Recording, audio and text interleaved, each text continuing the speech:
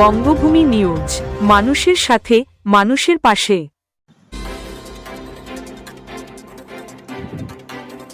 নিয়ন্ত্রণ হারিয়ে গেছে ধাক্কা যাত্রীবাহী বাসের। অল্পের জন্য রক্ষা পেলেন যাত্রীরা।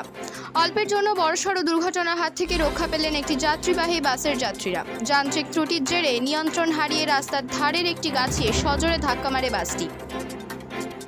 শনিবার বিকেলে দুর্ঘটনাটি ঘটেছে নামখানার চন্দননগর বাস স্টপেজের কাছে। স্থানীয় সূত্রে জানা গিয়েছে, বকখালি থেকে যাত্রী নিয়ে বাসটি কাকদ্বীপের দিকে যাচ্ছিল। চন্দননগর বাস স্টপেজে পৌঁছানোর কিছুটা আগে আচমকাই বাসটি স্টিয়ারিং কেটে যায়। চালক নিয়ন্ত্রণ হারালে গাড়িটি রাস্তার পাশে একটি গাছে গিয়ে জোরে ধাক্কা মারে। ধাক্কার তীব্রতায় বাসের সামনের অংশটি বেশ কিছুটা দুমড়ে মুচড়ে যায় এবং গাড়িটার ভেতরে প্রবল ঝাঁকুনি হয়। তবে প্রত্যক্ষদর্শীদের দাবি, দুর্ঘটনার সময় বাসের গতিবেগ অনেকটাই কম ছিল, আর সেই কারণেই এক ভয়াবহ বিপদের হাত থেকে বেঁচে যান বাস থাকা যাত্রীরা। দুর্ঘটনার পরই স্থানীয় বাসিন্দারা দ্রুত ছুটে এসে সমস্ত যাত্রীদের নিরাপদে উদ্ধার করেন। খবর পেয়ে কিছুক্ষণের মধ্যেই ঘটনাস্থলে এসে পৌঁছায় নামখানা থানার পুলিশ।